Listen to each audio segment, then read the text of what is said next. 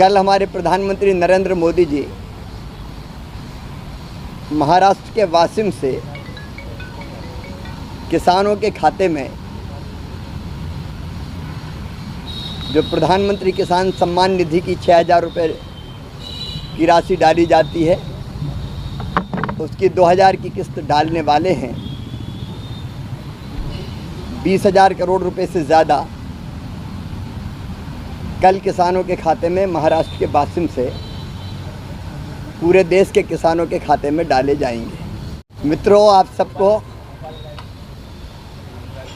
नवरात्रि की बहुत बहुत शुभकामनाएं। माता रानी सब पर कृपा और आशीर्वाद की वर्षा करे। पूरा देश इस समय भक्ति के भाव में डूबा है और कल और 1 लाख करोड़ रुपए की एक योजना को कैबिनेट ने मंजूरी दी है, जो किसानों के हित में है और हमारे खाद्य सुरक्षा को भी सुरक्षित करेगी। हमने 2 योजनाएं, एक प्रधानमंत्री राष्ट्रीय कृषि विकास योजना और दूसरी कृषि उन्नति योजना, ये 2 योजना बनाई हैं।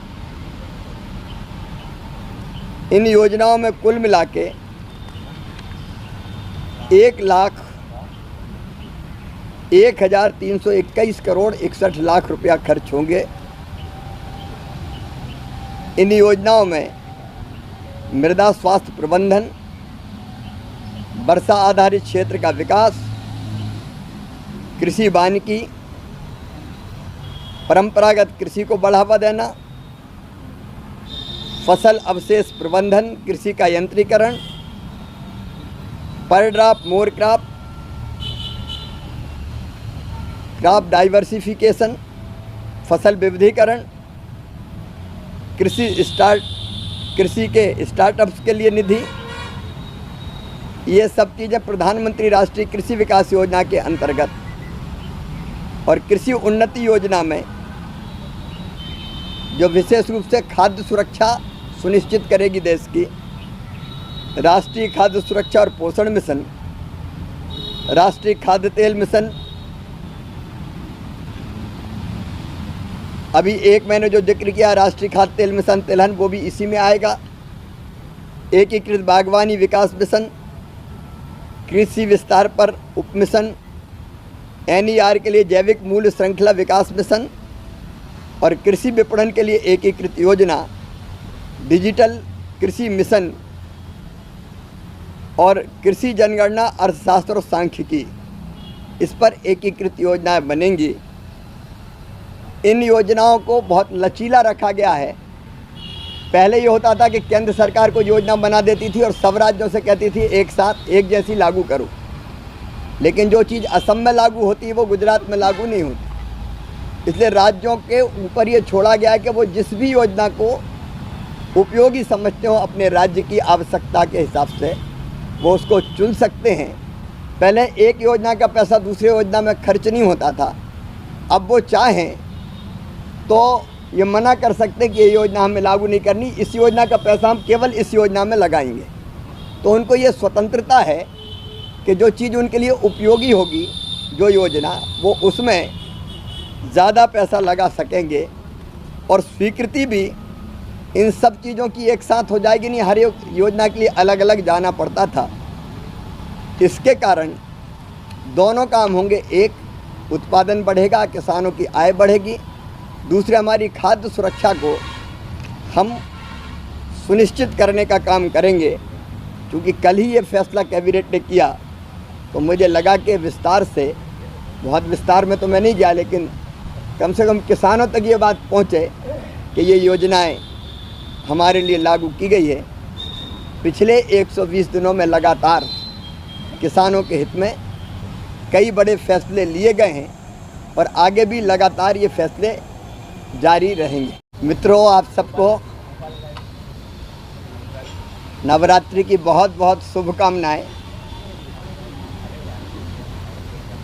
माता रानी सब पर कृपा और आशीर्वाद की वर्षा करे।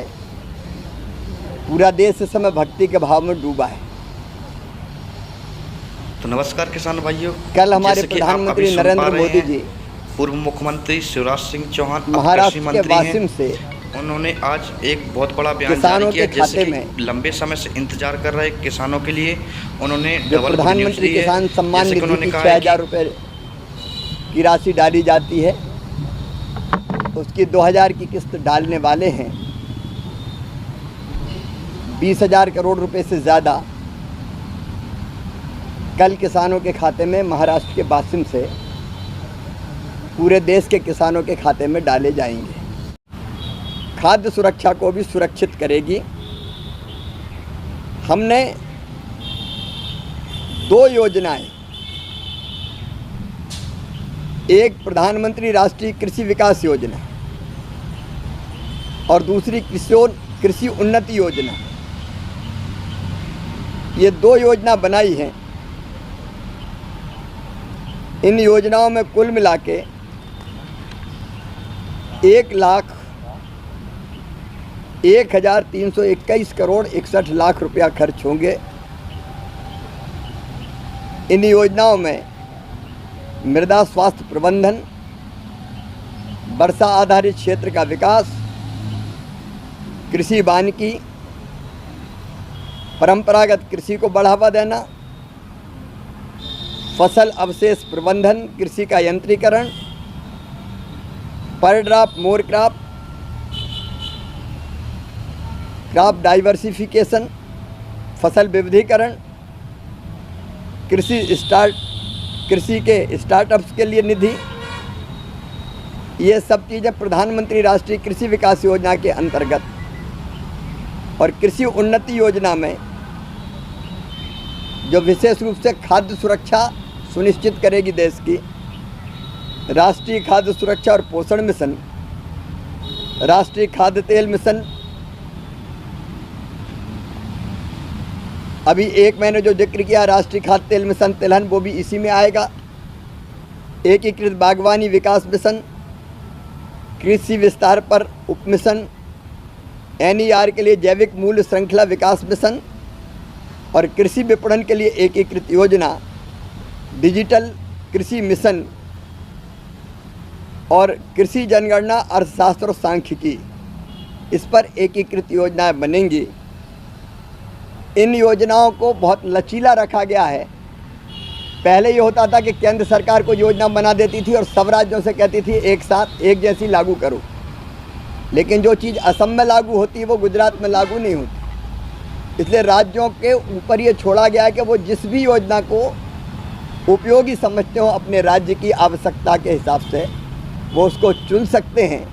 पहले एक योजना का पैसा दूसरी योजना में खर्च नहीं होता था, अब वो चाहें तो ये मना कर सकते हैं कि ये योजना हमें लागू नहीं करनी, इस योजना का पैसा हम केवल इस योजना में लगाएंगे।